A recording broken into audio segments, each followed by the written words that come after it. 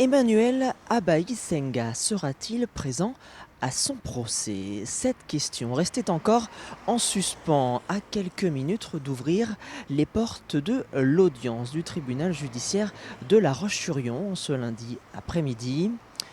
Le Rwandais de 45 ans est finalement apparu, le visage fermé et les bras croisés avant de s'asseoir en silence sur le banc des accusés.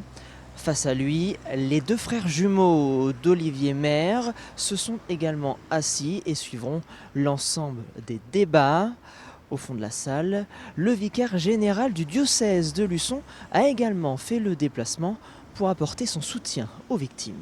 Après le tirage au sort des 6 jurés populaires et de leurs 3 suppléants, la présidente du tribunal a alors fait lecture des faits qui sont reprochés à l'accusé et une première étude de personnalité de ce dernier a alors été réalisée.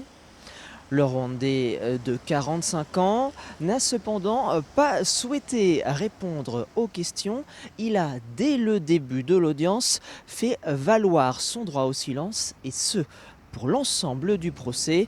Au grand regret de Maître Deguerry, il est le représentant des frères Montfortin. La congrégation vient à une audience comme toute partie civile pour essayer de comprendre ce qui a pu se passer dans cette affaire dramatique.